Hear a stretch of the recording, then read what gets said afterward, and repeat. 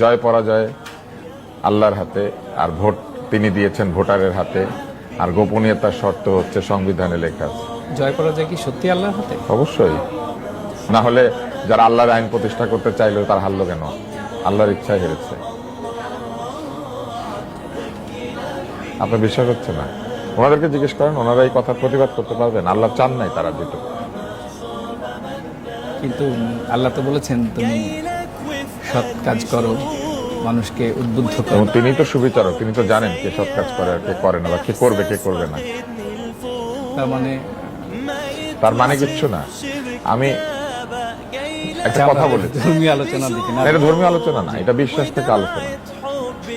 তার মানে আল্লাহ চেয়েছেন যে এবার অবশ্যই তার হুকুম ছাড়া গাছের পাতাও নড়ে না, অতএব জামাত হেরেছে, এটা তার ইচ্ছা। এনসিপিও তো হেরেছে, হ্যাঁ এটাও তার ইচ্ছা, ডাক্তার যারাও হেরেছে স্বতন্ত্র, সব তার ইচ্ছা।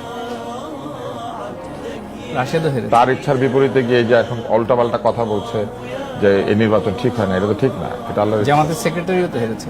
হ্যাঁ আল্লাহর ইচ্ছা। ভিপি নূর জিতেছে। হ্যাঁ এটাও, আপনি যতবারই বলবেন আমি এটাই উত্তর দিব, ওনার ইচ্ছা ছাড়া কিছু হয় না।